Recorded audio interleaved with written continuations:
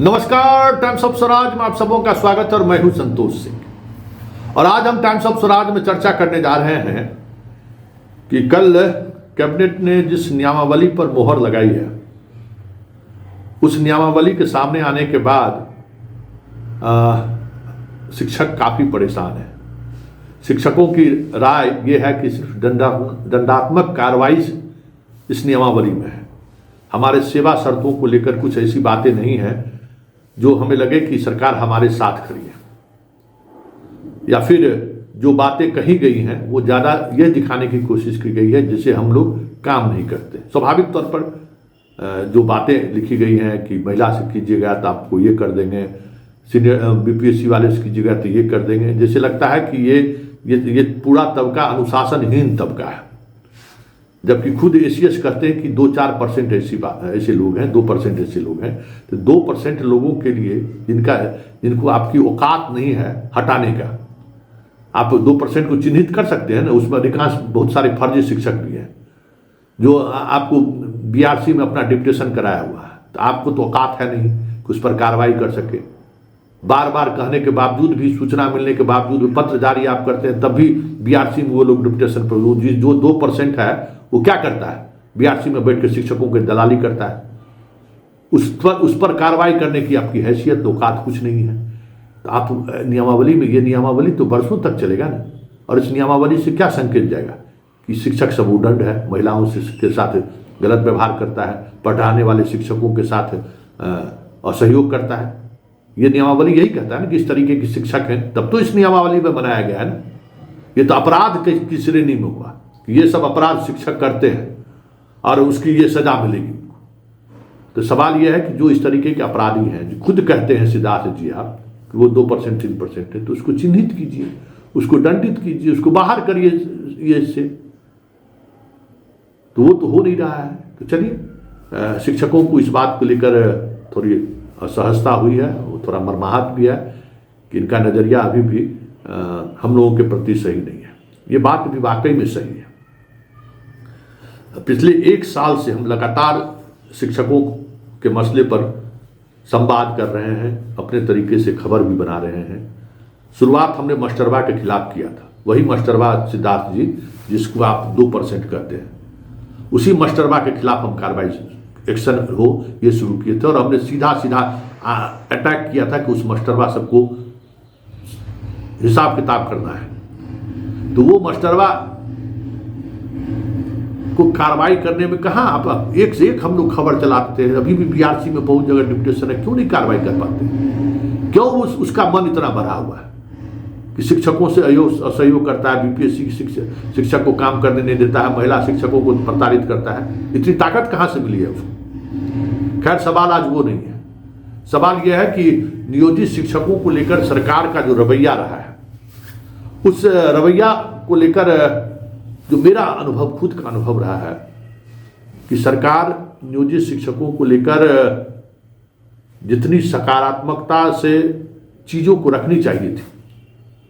देखिए, ऐसा नहीं है कि सरकार नियोजित शिक्षकों के लिए कुछ किया नहीं है, नियोजित शिक्षकों के लिए बहुत कुछ किया है।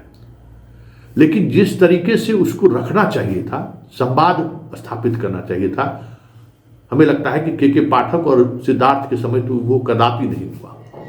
उनको हमेशा विलन की तरफ पेश किया गया। जबकि आज मैं डंके की चोट पर कह सकता हूं कि 2000 शिक्षा मित्र में भी कई हमें बहुत अच्छे लोग मिले, बहुत अच्छे जानकार लोग मिले। इसके अलावा जो 2010 के बाद के बहाल शिक्षक हैं, उसको तो बीपीएससी वाले जो लोग आज पढ़े हैं वही उन्हीं का पढ़ाया हुआ ना, बीपीएससी कंप्लीट किया है जी। सिद्धार्थ जी, के पाठक जी बिहार में कहाँ पढ़ाया, कौन स्कूल से पढ़ के मास्टर बना है? यही लोग ना पढ़ाने वाला लोग है। कौन पढ़ाया है? 2010 में जो स्कूल में होगा वही ना बना है। अभी जो शिक्षक बना है मैक्सिमम वही लोग हैं। 2000 से तो यही शिक्षा मित्र और यही नियोजित शिक्षक पढ़ा रहे हैं जो आज शिक्षक बने हैं। और हम ये दावे के साथ कर सकते हैं कि अभी भी नियोजित शिक्षक में, बहुत सारे नियोजित शिक्षक में जो दम है ना, वो अभी बीपीएससी को 2-3 जन्म लेना पड़ेगा उस समझदारी पाने में। ऐसे में इस तरीके का व्यवहार सरकार के स्तर पर नहीं होना चाहिए। कल का वो जो कैबिनेट ने अप्रूवल मिला है वो भी वही कुछ दिखा रहा है कि आप उसको विलेन मानते हैं, जबकि आपको उनको संवाद करना चाहिए। आज इस मसले पर हमें शिक्षा विभाग के एक बड़े अधिकारी से बात हुई है। तमाम नियोजित शिक्षक जरा इस बात को गौर से सुनिएगा। यही संवाद मेरा था कि क्यों आप उसको विलेन बना कर रखना चाहते हैं, क्यों उसको हतोत्साहित करना चाहते हैं। 2-3 बातें उन्होंने कही है, आप उसको क्रॉस वेरिफिकेशन करिए और संवाद होनी चाहिए। देखिए, संवाद से रास्ता निकलता है, संवाद जारी रहना चाहिए। एक बिंदु साफ, सेवा निरंतरता को लेकर जो आपकी लड़ाई है, उस लड़ाई में सुप्रीम कोर्ट का एक जजमेंट है, उस पर कभी बाद में बात करेंगे। आज ही वो बात हमें जानकारी मिली है। आपको जो बातें, सकारात्मक बातें जो मुझे लगी आज की बातचीत में, वो 3 बातें हमें सकारात्मक लगी जो सरकार को बोलनी चाहिए थी। वो 3 बातें पे फिक्सेशन, पे जो आपको ये दिया गया है कि हम संरक्षण, आपके वेतन को संरक्षण देते हैं। ये सर्विस रूल के अनुसार आपके सेवा निरंतरता का पहला कदम है। ये बात आप समझ लीजिए। जो रूल है ना, आपको अगर आपके वेतन को अगर हम संरक्षित करते हैं, पे प्रोटेक्शन अगर हम आपको देते हैं, तो आपके सेवा निरंतरता की पहली शर्त को हम लोगों ने स्वीकार कर लिया है। पहली बात। दूसरी बात कि जब से आप ट्रेनिंग किए हैं तब से आज तक आपकी सेवा, आपने जितनी सेवा की है वो आपके वरीयता में वो चीजें सामने आएंगी, उसको हम लागू करेंगे। और तीसरी बात जो आज हमें जानकारी मिली कि टीआरई 1 और टीआरई 2 में भी जो बीपीएससी वाले जो नियोजित शिक्षक गए, विरमण लेकर वहां गए, उनको हेडमास्टर बनने के लिए जो परीक्षाएं हुई उसमें उनको मौका दिया गया। उनके उस एक्सपीरियंस का को लेकर उनको बैठने की अनुमति दी गई और वो शामिल भी हुए। तो ये 3 सकारात्मक चीजें हमें लगा बातचीत के दौरान। कई और बातचीत हुई है, कई और सुधार की भी बात हुई, लेकिन सबसे बड़ी बात यह है ना कि सरकार आपके बारे में जो सोच रही है, या सिद्धार्थ जी आप नियोजित शिक्षकों के बारे में आपकी जो समझदारी है, जो आपकी सोच है, ये बात समझ जाइए कि नियोजित शिक्षक में बहुत सारे ऐसे लोग हैं जो दुर्भाग्य से आपका टीचर है, नहीं तो आपकी तरह भी आईएएस रहता है। ये बात आपको नहीं पता है।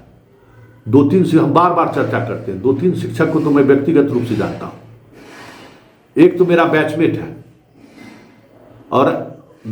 है और दिल्ली यूनिवर्सिटी के हिस्ट्री डिपार्टमेंट का 1 to 5 का टॉपर है। वो सैनिक स्कूल तिलैया का वो टॉपर है।